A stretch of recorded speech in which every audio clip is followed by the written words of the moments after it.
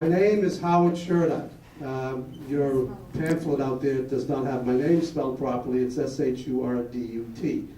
And I've spoken here a number of times over the last 4 or 5 years. I've been doing this for 9 years.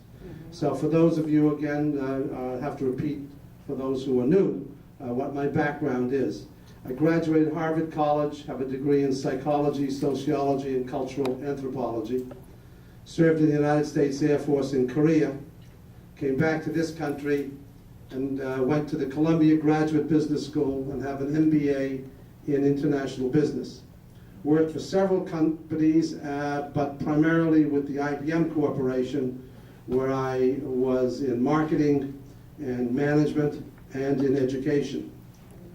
For the last 9 years, I've been doing speeches like this, talks, presentations, in front of independent and assisted living facilities, in front of libraries all over Long Island, in front of Jewish community centers here in Riverdale, in Nassau, Suffolk, Queens, and private organizations. As I mentioned, North Shore Towers, it's a country club, and I speak there. So another kind of individual private places.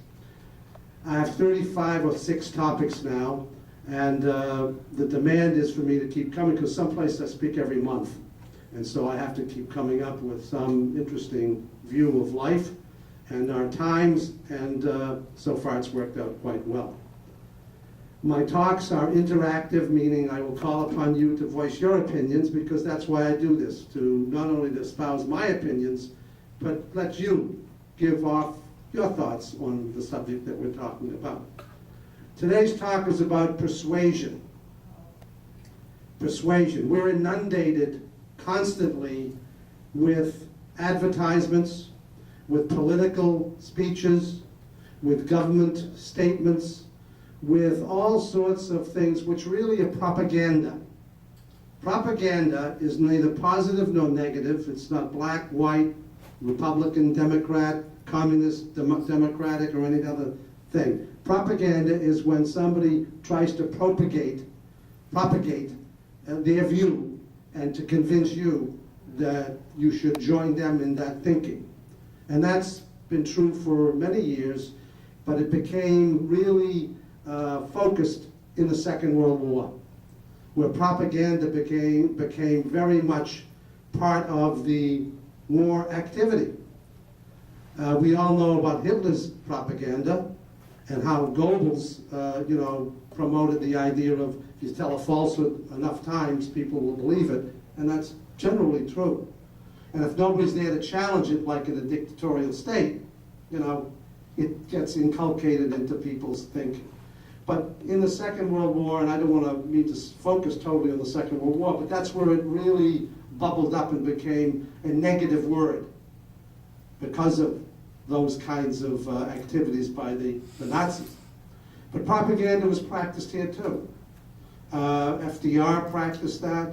The whole effort was to unite our country so that we would be willing to eagerly enter the Second World War. We did not eagerly go into the Second World War. As you may recall, it was only because the Japanese attacked us at Pearl Harbor. But before that, we were supplying England with armaments and Russia with armaments to fight the Germans, and the Germans were sinking our ships. But there were still people in this country that were against us going into the war.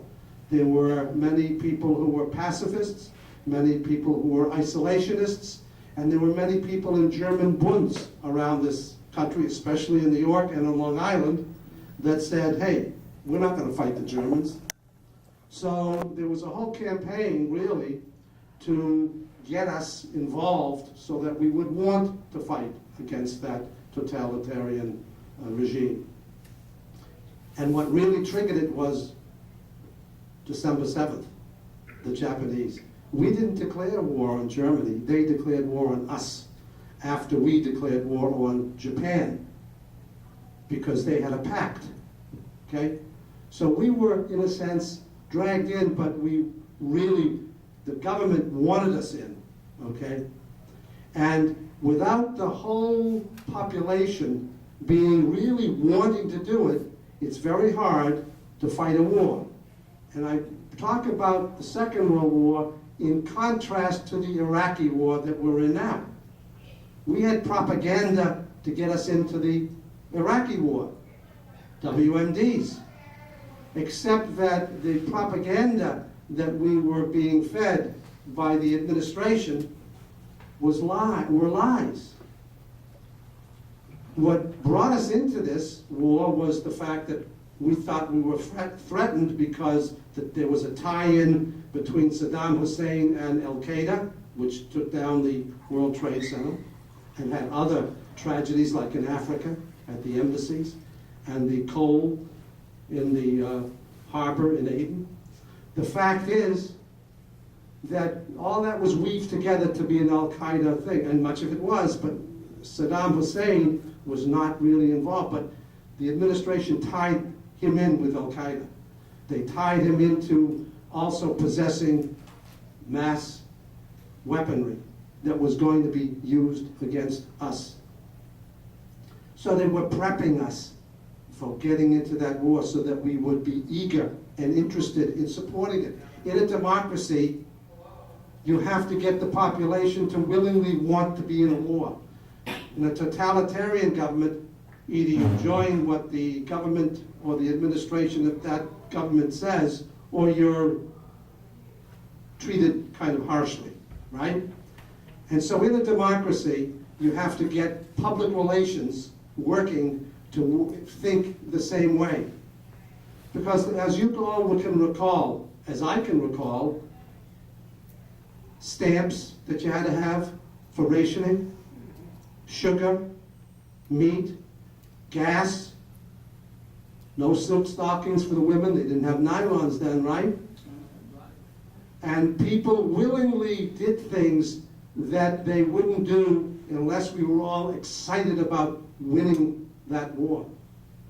My father was in the First World War, and he was an air raid warden in the Second World War. My mother used to collect tin cans and paper for the scrap effort that the government won. I used to buy savings stamps in school that you could then, if you have enough of them, you could make that into a savings bond because they needed the public's money. Women started to go to work. Whereas up until the Second World War, it was really not a fashionable thing to do or something that women or men wanted their wives to do. But they did go and assist and be involved in the war effort. They joined the Army, the Navy, the Marines. They flew planes. Most of the planes that were ferried over to England during the war were women flying those planes. Okay, so without those people willingly, because yes, you can be drafted, but you know, there were so many people who didn't wait to be drafted and actually joined. So everybody was involved in the war effort. And it was brought about partly because of propaganda. We all believed the same thing. And it was the government that sort of fed us into that. And the same way they tried to do for the Iraqi war, except, as I said, some propaganda is positive, is truth, and some is negative, are lies. Well, I think most Americans now think that we were fed lies to get into the Iraqi war. And that effort has fallen apart.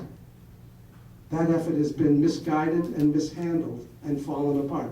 But propaganda has taken its involvement. Now, I don't mean to focus again on just wars. I'm talking about persuasion. All these women here that are sitting here have been to dress shops in their lives, I'm sure. Have bought clothing, I'm sure. And I'm sure when you go in, some sales girl is saying, my, that looks beautiful. That color suits you. Or that fit suits you very well. And they've convinced you that that was perfect for you until you got home and you saw it in a different light, or your husband or children saw it and they said, what did you buy that for? You were fed propaganda. That's why you bought it. Because the sales girl pointed out maybe some positive things about the item, but she failed to mention some of those things that weren't positive, because not everything is positive, right? The color might have been right, but maybe the length was wrong, or maybe this cut was wrong, this neckline was wrong. But you brought it home, right? So that's an innocent propaganda, in a way, except you may be stretched economically because of those things. But that's what advertising is. We're fed this 1,000 times a day on television.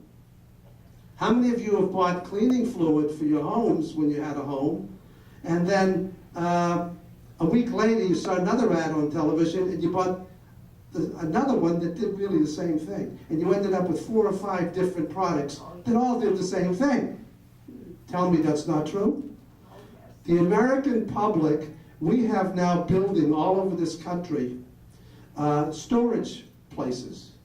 People have got homes so filled with merchandise that they don't even know why they bought them, and they don't know what to do with them. And now they're putting them into storage bins. And they're spending hundreds and thousands of dollars per year to store things that they shouldn't have bought in the first place. You were sold a bill of goods, and there's a psychological thing involved here. You cannot sell anybody on a war or an item unless there's something in you that says you want to be involved in it.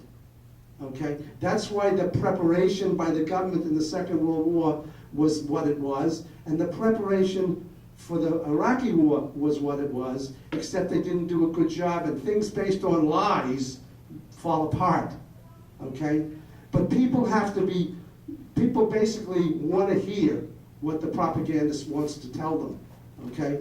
But if it's not important to you, you don't even listen to it. But if it's made important to you, you say, I'm buying in. I buy that. Even though part of it may not be true, the bulk of it you feel is true, so you buy it. All the 10 Commandments is propaganda. Again, propaganda is persuasion. Believe this. Did Moses have trouble selling the 10 Commandments? Well, he had his brother fought him on that one. I mean, weren't there people out in the desert there that said, hey, didn't they break him at one time? And then he came back with them? The point is, this is propaganda. All religions, fundamentally, all religions say, believe in what we believe. I turn on television Sunday mornings and I hear 5 or 6 preachers telling us on the television audience, believe what I am saying, and that's the only way, the true way. The Pope Benedict XVI this week said something that the only true Christian religion is Catholicism, and that the other Protestant sects, and even the Orthodox, the Russian and the Greek Orthodox, are not really the true religion. He said, the Pope said that. Now, he angered the Muslims about 3 months ago by saying something, and I'm sure there's going to be fallout on what he's saying now. Now, you have to understand, the Pope, his job before he became Pope was propagating the faith. Propagating. The same root, propaganda and propagate, same word. Okay? So he is trying to structure something, and that's his role, that's fine. But the fact is, it may antagonize other people at this point in our lives, in our times. So that's what it is all about. That's what propaganda is. It's been, and I can bring it very fast forward, and I'll talk later about such things as global warming, such as things as health care in the United States. But before I go further, does anybody have anything to add or suggest so far in the conversation that we're having? Nobody? Okay. The point is that the battle, people with agendas want to structure the world a certain way. Education itself is a tool of propaganda. You read textbooks here in this country, right, that supposedly are non-controversial in terms of what they get across, and even math examples like Joe lent Bill 50 cents and he got 20 cents back. You can structure that sentence to be very prejudicial. And in some countries, that's the way it is, okay? In some countries, for instance, they teach that there is no, look at a geography map, there is no place for Israel on the geography map. It just does not exist. Or in some countries, they teach, in fundamental Islamic countries, they teach the first education they get is to memorize the Quran. So the focus of the child is on that, not on learning, not on understanding other peoples and other cultures, which is traditionally in this country is done. But in certain fundamentalist countries, and it doesn't have to be just Islamic, it could be any country. I can talk about fundamentalist Hinduism and so forth. The point is, if you are focusing only on certain things and eliminating others, they are trying to mold your mind to only focusing on those items to be considered as valid. And that's what propaganda is, okay? Propaganda in this country is practiced all over the place, as I said, by the businesses, by the religions with their television ministries, okay? By governments, by educational things. Don't they want to change in some parts of the country? Don't they want to teach creationism against evolution?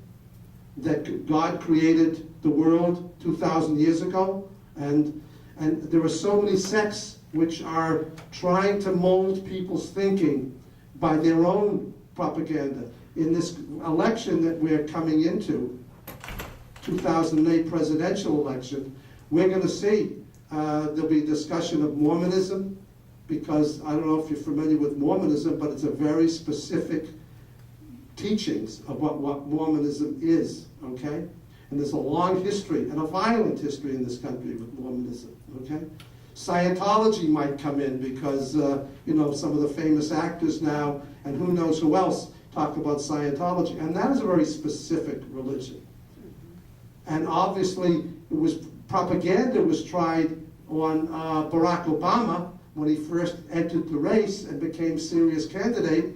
A rumor started to spread that he was a fundamentalist Islamic person, Barack Obama. And he went to Muslim school in Indonesia. And they said it was a madras, fundamentalist madras. That was when he first entered the race. It so happens reporters went there and they found out that it was not a fundamentalist madras. It was a madras. It was an Indonesian school, and it was a Muslim school. And it was like a normal high school here. They taught all subjects.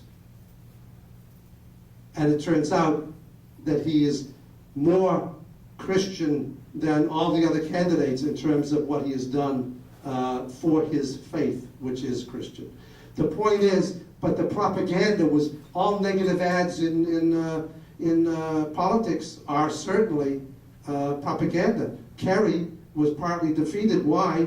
Because he was the Swift boat situation where they claimed he didn't do certain things. I mean, I don't know the veracity of it, but I think much of it was lies. That was propaganda that helped defeat him. All right? The point is that we have to look at this every day, all day, thousands of times a day. Every time you pick up a newspaper or a magazine, in most cases, there's an agenda. How many people here watch television? Does anybody here watch television? Yeah. You do. And do you watch CNN? Yes. Do you watch Fox News? Yeah. A lot of people say no, because in the Northeast here, if you're Democratic or Independent even, it's hard they have a point of view, don't they? They have a point of view of defending the administration. And anything that is picked up by a Democrat to foster, they're against. If it's global warming, well, that's a big false item, global warming, because the Democrats are behind it, okay? And that is a problem. But you have to understand it. I listen to it because some of the things are interesting that they say, and I have to know what they're saying, obviously. But the fact is, it's so dedicated in many cases to a point of view, not a balance, which is what they say, but a point of view, an agenda of trying to sell their thinking to you. You have something to say, miss? No, I'm just here to applaud you. Oh. Because you're in an area that has mostly people who have lived a long time. And they've lived long enough to become very ingrained with what they believe. That's the most difficult thing that education has to offer. And that's why it is become a joke. In other words, they help themselves by laughing at what each party says, so you can't believe either one. Well, you coming to the end result here, which we'll cover later, but I thank you very much for your observation. Thank you. I'm sorry to interrupt. No, that's okay. I appreciate that. But again, you have to go back even in our own history in this country. As I said, you can go back to Moses, you can go back to a lot of people where these singular items are very important. Everybody seems to know them. Lincoln's address, Gettysburg Address, that's propaganda, okay? In its positive side of propaganda. There are so many other things that are written and told and by picture, by writing, by the vocal speaking of various people that are remembered, okay? The fact is that there are so many items where these kinds of things have been grown. Buddha was a man who preached, and he only had an oral tradition. It wasn't even written down like the Old Testament, the New Testament, the Quran, okay? The Indians have a book called Vedas, and it was written down, so the Hindus follow that, okay? And the fundamentalists believe in every little word, okay? Confucius, Socrates was an oral tradition, even though Plato wrote down things and so forth. The fact is, philosophers have moved the world, writers have moved the world. Martin Luther wrote a pamphlet which was against the Catholic Church, and all of Protestantism developed from what he wrote down, okay? He had a certain item he attacked in the Catholic Church, and that became all of the Catholic Church, so there was a great rebellion against the Church. The point is that individual items of propaganda can affect all of us and have directed the world. And that's why education, as this woman said, is very important. Because in this country, we have unfortunately not done a great job with education. Although at the upper levels, at the university levels, we have people from all over the world want to come here, but at the grade levels, we have fallen down on that. In many respects, we have fallen down on some of the basics which we have to, in order to keep us as a united states and not have a balkanized approach, as we can rapidly become, because as a pluralistic society, we are, let's say, very forgiving and very generous and very liberal in letting people go their own way. The big debate, one of the big debates in this country is English going to be the official language, or is it going to be one of many? It's becoming one of two right now, right? Every bill you get comes with Spanish and English. Every time I call a store or an institution, it's Spanish and English. Every time I go shopping, it's in, let's say, a Home Depot or a Walmart, it's Spanish and English.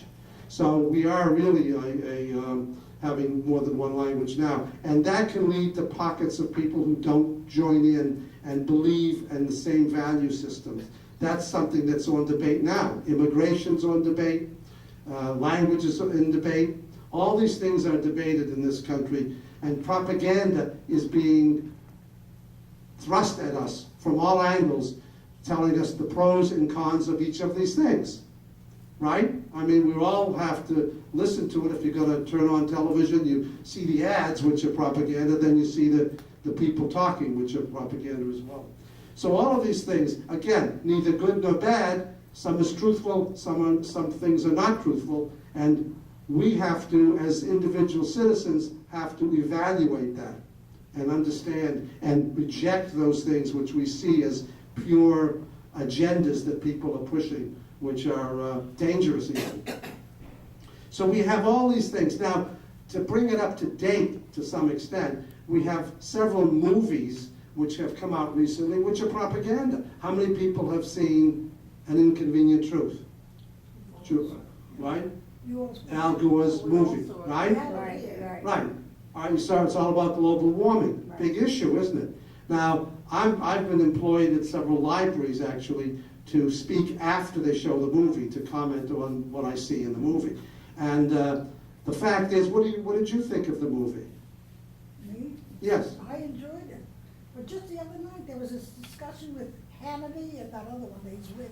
Yeah. See, I watch Fox just to get Yes. his opinion. Right. But they don't believe there's such a thing. Right, okay. They were not. What do you believe? I believe there is. He has shown us. Anybody who does not believe there's global warming in this audience? We haven't seen the But disappearance. the point is it's an interesting, that's why I'm saying it's become a political issue. It shouldn't be political. We either have global warming or not. Now, I believe, and I'll tell you what I believe we have global warming. But I don't know, I don't think anybody knows, how much of it is natural and how much of it is man-made. Now, my point would be, if you're taking tens of billions of gallons of oil out of the ground and cutting up mountains and cutting the coal out of it, and you're pumping that into the air, well, you are creating pollution, right? And you are of the air and of the water, for sure, okay? It has to be doing something else. All that hundreds and hundreds and hundreds of billions of pounds or liters or whatever however you measure it, are now in the atmosphere. What's it doing to the earth? It has to be doing something to the earth. The earth itself goes through its cycles. But are we exacerbating that? I say yes. So to deny global warming, especially, I don't know how you can deny it. I read a report, I like to read little stories, and if you read enough little stories that are not publicized even, you get a picture, the real picture. I follow baseball because one of my hobbies, one of my loves in my life, and I read a little story just recently that the ball players can't use the bats they've used for 100 years. They were made out of ash, the ash tree. The ash trees are not growing anymore in the same areas, and they're not growing with the same strength as they have in the past because of warmth. The heat has made them less dense and less desirable to use as bats. So ash bats can't be found anymore, whereas they only used ash bats until recently. All right? The polar bears are getting thinner on the North Pole. Okay? They're getting thinner because there's